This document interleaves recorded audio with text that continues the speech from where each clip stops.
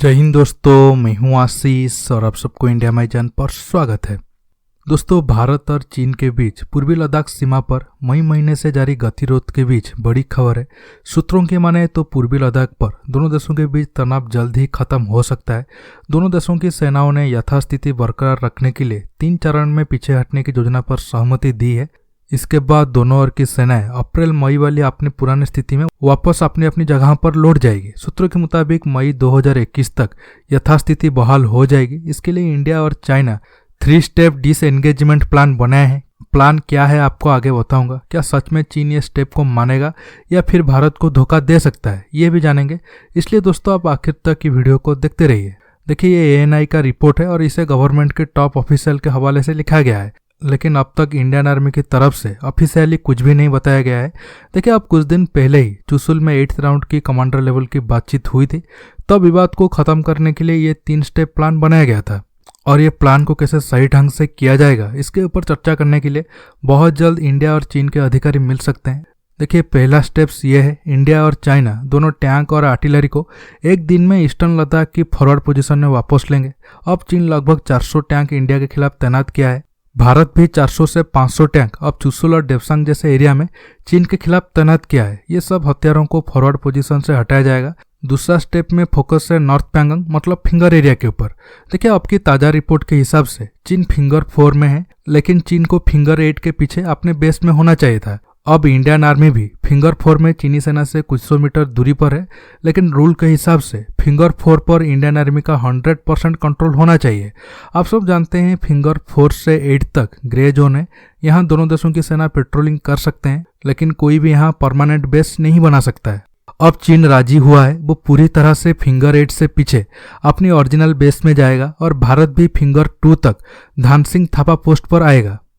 अब कुछ दोस्त सवाल उठा सकते हैं, फिंगर 4 तक का एरिया तो इंडिया का है, फिर हम क्यों फिंगर 2 और 3 के बीच जो पोस्ट है वहां तक आएंगे। देखिए, अब जो डिसएंगेजमेंट होगा इसका बेसिक रूल इस साल अप्रैल में जो स्थिति थी फिर से वापस वहां पर आना है। इस साल अप्रैल तक इंडियन आर्मी फिंगर 2 और 3 के बीच जो पोस्ट है वहां रहती थी, फिर वहां से फिंगर 4 और फिंगर 8 तक पेट्रोलिंग करने के लिए जाती थी। इसके साथ दोनों देश अपनी सेना को हर दिन 30% करके 3 दिन तक कम करेंगे। इसके बाद तीसरा स्टेप साउथ पैंगोंग को लेकर लिया जाएगा। देखिए, जब 2 स्टेप सही तरीके से कंप्लीट हो जाएगा फिर इंडिया और चीन स्पेंगुर gap, Gurung hill, Magar hill, black top, helmet top, Rezangla, Rechinla जितने भी एरिया है वहां से अपनी सेना को खाली करेंगे। मतलब इंडिया अपनी सेना को फॉरवर्ड पोजीशन से खाली करके चुशुल बेस तक लाएगा और चीन भी अपनी सेना को पीछे मतलब मोल्डो बेस तक ले जाएगा। देखिए, ताज्जुब की बात यह है, ये डिसएंगेजमेंट प्लान में डेप्सांग को लेकर कोई उल्लेख नहीं है। ये पता नहीं चल रहा है ANI डेप्सांग के ऊपर लिखना भूल गया है या फिर डेप्सांग बिल्कुल सीन से ही गायब है। अब कुछ दोस्तों के मन में सवाल होगा, क्या गारंटी है चीन ये 3 स्टेप्स को मानेगा और भारत को धोखा नहीं देगा।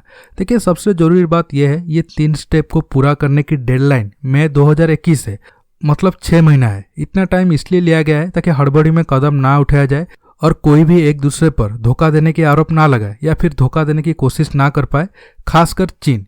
देखिए, पहला स्टेप पूरा होने के बाद कुछ टाइम वेट करके क्रॉस चेक किया जाएगा दोनों देश रूल को सही तरीके से माने हैं या फिर कोई धोखा देने की साजिश तो नहीं कर रहा है। इसके बाद दूसरा और फिर तीसरा स्टेप भी सेम तरीके से फॉलो किया जाएगा। देखिए, विवाद को खत्म करने के लिए ये प्लान तो अच्छा है, लेकिन आने वाले टाइम में पता चलेगा ये प्लान कितना सही साबित हुआ और कितना बुरा। दोस्तों, आज के टॉपिक में बस इतना ही। आपको ये वीडियो कैसा लगा नीचे कमेंट बॉक्स में कमेंट करके बताइए। दोस्तों, ये वीडियो को ज़्यादा से ज़्यादा लाइक शेयर करने के साथ साथ आप मेरे चैनल को सब्सक्राइब करना मत भूलिए और सब्सक्राइब बटन के पास जो बेल आइकन है उसे प्रेस करिए ताकि आगे आप मेरा आने वाले वीडियो को मिस न कर सके। दोस्तों, रहता हूँ, बहुत जल्द एक न्यू टॉपिक के साथ मिलूंगा। नमस्कार, जय हिंद।